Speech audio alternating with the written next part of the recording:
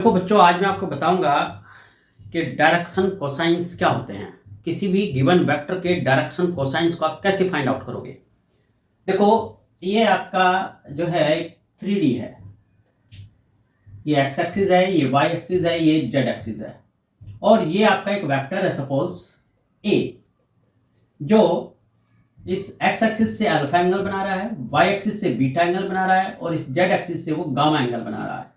और ये जो वेक्टर ए है हमारा, वो है एक्स आई वाई जे जेड के, यानी इसका जो पार्ट है एक्स एक्सिस के अलोंग वो एक्स है, जो वाई एक्सिस के अलोंग इसका पार्ट है वो वाई, और जेड एक्सिस के अलोंग जिसका पार्ट है वो जेड है।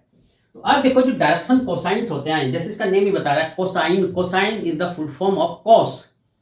तो अब अगर देखें आप कि यहां पर अगर एक परपेंडिकुलर डालें ये एक्स एक्सिस पर, तो ये इसका एक्स कंपोनेंट है, यानी on the x axis it's part is this x, जो यहां पर ये लिखा गया है। और ये क्या हो गया, ये इसका हाइपोटेन्यूस हो गया। तो अब यहां देखो, पहले मैं एक्स एक्सिस के अलोंग समझाता हूं डिटेल में आपको। तो along X axis, along X axis, तो अलोंग एक्स एक्सिस जो cos अल्फा आ जाएगा हमारे पास, वो क्या आ जाएगा, वो आ जाएगा बेस, बेस क्या है यहां पर x है, अपॉन हाइपोटेन्यूस। तो हाइपोटेन्यूस क्या है आपका, ये लेंथ ऑफ वेक्टर a। तो लेंथ ऑफ वेक्टर a का मतलब होता है मैग्नीट्यूड ऑफ a। तो यानी इस वेक्टर का जो मैग्नीट्यूड हमारे पास यहां आएगा, वो क्या आएगा, वो होता है i के कोफिशिएंट का स्क्वायर प्लस y के कोफिशिएंट का स्क्वायर प्लस z के कोफिशिएंट का स्क्वायर।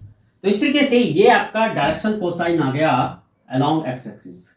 इसी तरीके से हम इसी वे में लिख सकते हैं अलोंग वाई एक्सिस। तो अलोंग वाई एक्सिस जो डायरेक्शन कोसाइन आएगा, वो होगा हमारे पास cos beta, cos beta is equal to y upon mod of a।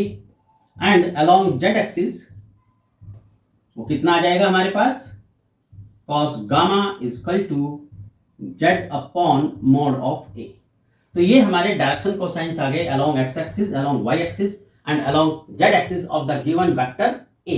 अब एक बात हमेशा ध्यान रखो कि ये जो डायरेक्शन कोसाइंस होते हैं, अगर इनके स्क्वायर को आप ऐड कर दोगे, यानी cos square alpha plus cos square beta plus cos square gamma, तो हमेशा ये किसके इक्वल आता है, 1 के इक्वल आता है। तो ये आइडेंटिटी बहुत जगह यूज होती है, आप इसको हमेशा ध्यान रखना। तो आई होप कि डायरेक्शन कोसाइंस की जो कॉन्सेप्ट है वो आपको क्लियर हो गई होगी।